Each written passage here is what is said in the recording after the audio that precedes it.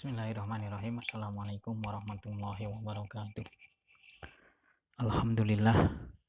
Alhamdulillahi hamdan katsiran tayyiban mubarakan fih kama yuhibbu rabbuna wa yardah. Asyhadu an la ilaha illallah wahdahu la syarikalah wa asyhadu anna Muhammadan abduhu wa rasuluh. Allahumma salli ala Muhammad wa ala ali Muhammad, amma ba'd. Anak-anakku kelas 9 yang semoga dimuliakan oleh Allah. Alhamdulillah pada kesempatan ini kita dapat bertemu kembali dalam pelajaran fikih. Kita masuk ke pelajaran ke-6 atau kita pertemuan ke-6 yang akan membahas tentang makanan yang bercampur dengan sesuatu yang haram. Al-at'imatul muhtalitatu bimuharramin.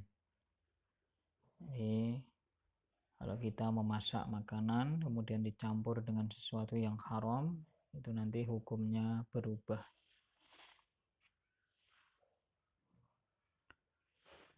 Yang pertama bisa disimak dalam bukunya juga ada. I'lam anna ihtilatul mubahi bil muharrami min asbabi tahrimil at'imah. Ketahuilah bahwasanya bercampurnya sesuatu yang mubah dengan sesuatu yang haram itu menjadi sebab diharamkannya. Sawa'un akana khayawanan au ta'aman, baik itu berupa hewan ataupun makanan. Jadi umpama kita mau memasak daging hewan yang halal, contohnya mungkin daging sapi atau daging kambing, tetapi bumbunya nanti ada sesuatu yang haram, maka makanan itu menjadi haram untuk dimakan. Wasanadkuru ba'dul at'imati allati qad yadkhulu fi tasni'iha ma yukhawwiluha ila at'imatin muharramatin. Dan kita akan menyebutkan sebagian makanan yang telah berubah menjadi haram dalam pembuatannya. Wahia yaitu, jadi kita akan menyebutkan bahannya itu sudah ketika sudah menjadi haram karena sebenarnya diambil dari sesuatu yang halal. Nah, nanti akan dijelaskan seperti yang pertama tentang minyak, kemudian keju, kemudian gelatin. Itu bahan-bahan makanan yang bisa diperoleh dari sesuatu yang halal, tetapi apabila bercampur dengan yang haram, maka menjadi haram. Yang pertama kita akan berbicara al-adhan, minyak. Awalan al-adhan, itu minyak. Anwa'ud duhun, macam-macam minyak. Yang pertama az-zazutu al-mustakhrijatu minan nabati aw samariha. Mislu zaituz zaitun wa zaitud durrah wa zaitul habbatis sauda wa ghairiha. Nah, macam-macam minyak dulu. Yang pertama adalah minyak yang keluar dari tumbuhan dan buah-buahan. Nah, misalnya minyak zaitun, minyak gandum, minyak habbatus sauda, dan lain sebagainya. Hadhihi zayyut an-nabatiyah halalun ayyan kana masdaruha. Jenis minyak nabati ini, minyak dari tumbuhan ini, dihukumi halal dari manapun sumbernya. Illa idza kanat mustakhrijatun min nabatin samin sabata dororuhu au kanat mukhtalitatun binajasatin fakhina idin takhrumu lidalik. Kecuali apabila minyak atau lemak nabati ini dihasilkan dari tumbuhan beracun yang terdapat padanya bahaya atau bercampur dengan sesuatu yang najis, maka menjadi haram karena hal tersebut. Nah, jadi semua jenis minyak nabati yang berasal dari tumbuhan, asalkan tumbuhan itu tidak beracun, tidak membahayakan bagi tubuh manusia, maka hukumnya adalah halal. Bumbu-bumbu yang berasal dari tumbuhan yang tidak beracun, tidak membahayakan, itu hukumnya halal. Akan tetapi apabila nanti bercampur dengan sesuatu yang najis atau sesuatu yang haram, maka menjadi haram. Minyak, jenis minyak yang pertama itu minyak nabati.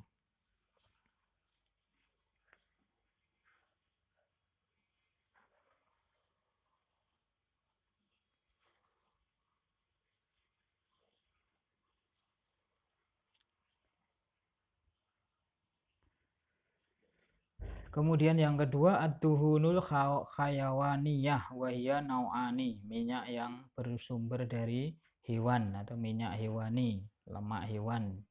Al-awwal yang pertama duhunul khayawanati ma'kulatul lahmi, minyak hewan yang bersumber dari hewan yang boleh untuk dagingnya boleh untuk dimakan. Kaduhunul ibil, seperti minyak dari daging unta, wal bakor, sapi, wal ghanam, kambing, wad dajat, ayam, wal aronib, kelinci. Wa hadhihi duhunu hukmuha ka hukmi lahmiha. Hukum dari minyak hewan-hewan tersebut itu hukumnya sama dengan dagingnya, apa? Halal.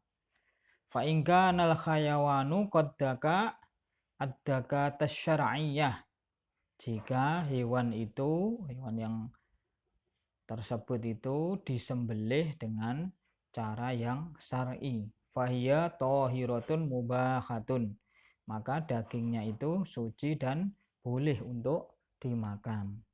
Wa illam yadukid dakata asyar'iyyata fahiya najasatun muharramatun, dan jika ia tidak disembelih secara syar'i maka dagingnya menjadi najis dan haram. Nah, jadi semua minyak yang bersumber dari daging hewan yang halal itu hukumnya juga halal, kecuali kalau dia tidak disembelih dengan cara yang halal atau dengan cara yang syar'i, nah, minyaknya juga menjadi najis, tidak halal atau menjadi haram. Pertama, jenis minyak hewan yang halal. Kemudian yang kedua, as-sani duhunul khayawanati ghairu ma'kulatil lahmi, ya, minyak hewan yang tidak boleh dimakan dagingnya. Kaduhunul khinzir wal kilab wassiba al muftarisah watuyur al muftarisah wa ghairiha, seperti minyak babi, anjing, binatang buas yang bertaring, dan jenis burung yang bercakar, dan lain sebagainya. Wa hukmu hadhihi duhun ka hukmi luhumiha fahiya mukharramatun najasatun, minyak-minyak tersebut hukumnya seperti hukum dagingnya, yaitu haram dan najis. Nah, jadi kalau kita mengambil minyak hewani dari babi, daging anjing, daging binatang buas, itu karena hewannya itu juga dihukumi haram untuk dimakan, maka minyaknya juga dihukumi haram. Nah, itu pembahasan tentang minyak. Kemudian kita masuk ke dua, itu dari bahan makanan yang dicampur dengan sesuatu yang haram.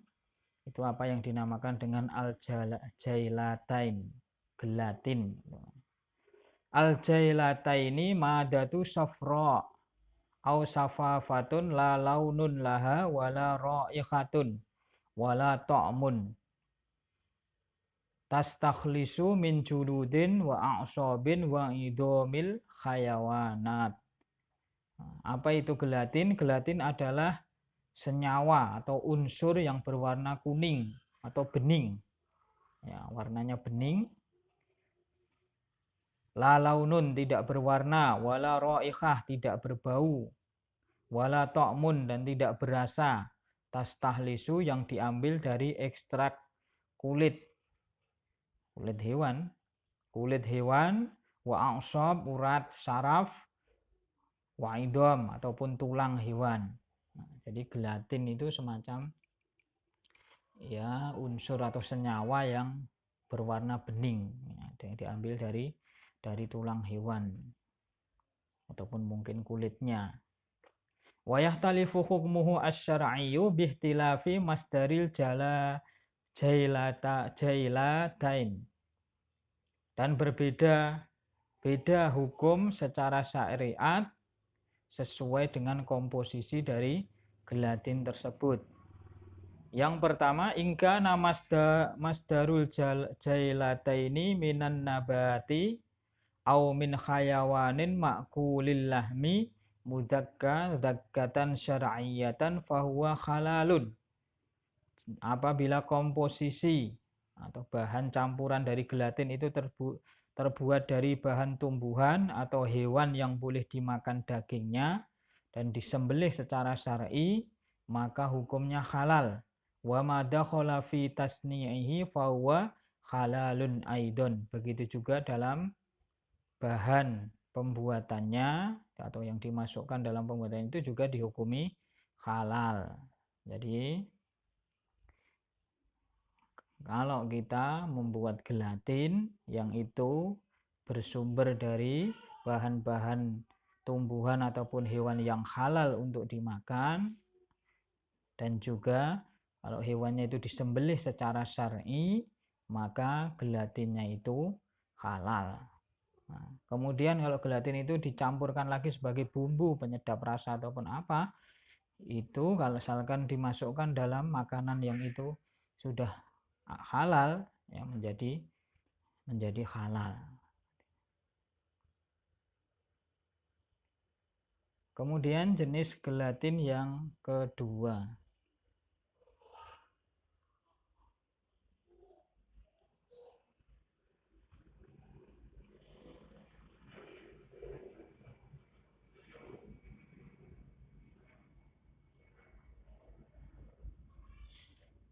Yang kedua, ingka namasdarul jailatain khayawanan mukharramun kal khinzir au khayawanan mubahan ghaira mudakki kal maitah au dakkatuhu ghaira syar'iyyah fahuwa mukharramun. Apabila komposisi gelatin itu terbuat dari hewan yang haram seperti babi atau hewan yang boleh dimakan tetapi tidak disembelih secara syar'i, maka seperti bangkai, atau tidak disembelih secara tidak dibacakan basmalah, maka hukumnya menjadi haram. Nah, jadi kalau membuat gelatin dari jenis hewan yang pertama, hewannya itu jelas halal, haram, apa babi, atau sumbernya dari hewan sebenarnya halal tetapi tidak disembelih, sudah mati terlebih dahulu, sudah menjadi bangkai, atau disembelih tetapi tidak dibacakan basmalah, tidak sesuai syariat, atau mungkin dengan cara dipukul, dijatuhkan, dibanting. Nah, itu jelas hewannya sudah haram terlebih dahulu, maka gelatinnya itu juga dihukumi haram. Wa ma dakhalahu minal at'imati fahuwa muharramun. Begitu juga makanan yang dicampur dengan gelatin tersebut maka akan menjadi haram. Lihtilatil mubahi bil muharram, karena telah bercampur antara yang mubah dengan yang haram. Nah, ini. Jadi bumbu-bumbu penyedap rasa itu kalau sudah cara membuatnya sudah salah, sudah haram, nah, nanti dicampurkan dengan sebenarnya makanannya itu makanan yang halal, apabila dicampur dengan penyedap rasanya itu yang haram, maka makanan itu menjadi haram.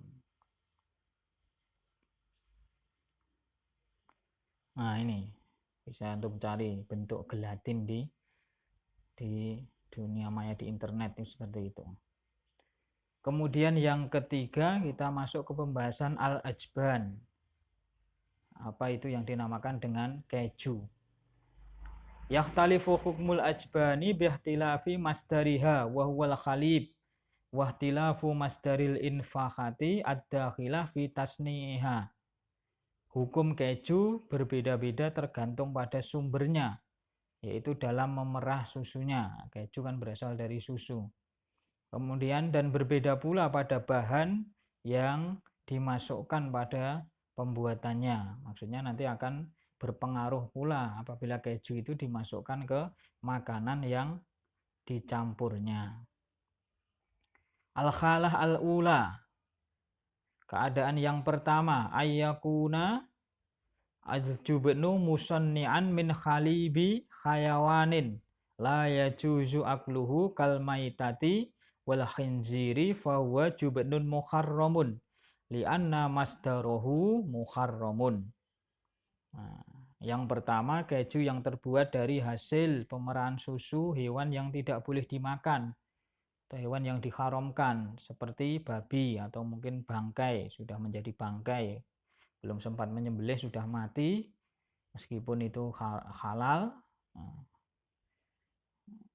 maka keju itu haram karena berasal dari bahan yang haram. Nah, jadi ini mungkin membuat keju dari susu unta, yang unta itu diperahnya setelah unta itu mati tanpa disembelih, sudah menjadi bangkai. Nah, kejunya menjadi haram. Atau mungkin susu dari babi, jelas semua yang terdapat pada babi itu haram. Nah, kejunya menjadi haram. Kemudian yang kedua, al-khalatus saniyah antakunal infikhatu ad-dakhilatu fi tasni'ij jubni min khayawanin muharramil akli kal khinziri wal maitati wa ghairil mudakki tadkiyatun syar'iyyah. Nah, jika bahan campuran yang dimasukkan pada keju itu bahannya itu dari hewan yang haram dimakan, seperti bangkai babi atau tidak disembelih secara syar'i, maka yang dicampurnya sudah jelas menjadi najis dan haram. Wa hukmu jubni fi hadil khalah at-tahrim lihtilati bil muharrami an-najisi, dan hukum keju pada keadaan ini adalah haram karena bercampur dengan barang haram dan najis. Jadi yang kedua, ya, apa yang dimasukkan dalam sebenarnya kejunya itu keju yang halal, dari keju susu sapi halal, tapi yang mau dicampuri itu sudah haram dulu, makanya hewannya sudah menjadi bangkai atau mungkin ya babi jelas, kemudian tidak disembelih secara syar'i, dipukul, dijatuhkan, ya jelas haram meskipun kejunya keju yang halal. Kemudian yang terakhir, keadaan yang ketiga, al-khalatus salisah ayyakuna al-jubnu musanni'an min labnin ma'kulil lahmi wal infikhati ad-dakhilah fi tasni'ihi min khayawanin ma'kulin mudakki tadkiyatun syar'iyyah. Keju yang terbuat dari susu hewan yang boleh dimakan. Bahan campuran dalam pembuatannya berasal dari hewan yang boleh dimakan dan disembelih secara syar'i. Walam tukhalituhu najasatun, serta tidak bercampur dengan najis. Wa hukmu jubni fi hadil khalah annahu mubahun halalul akli. Maka hukum keju dalam keadaan ini mubah dan halal untuk dimakan. Ya, jadi kejunya pembuatannya dari daging yang hewannya itu boleh dimakan, kemudian disembelih secara syar'i dan tidak bercampur dengan barang najis. Contohnya mungkin dicampuri kencing ataupun kotoran. Nah, itu maka keju itu menjadi halal, boleh untuk dimakan. Ini yang bisa kita bahas pada pelajaran ke-6 ini. Semoga dapat dipahami. Aqulu qauli hadza astaghfirullahaladzim li wa lakum. Wassalamualaikum warahmatullahi wabarakatuh.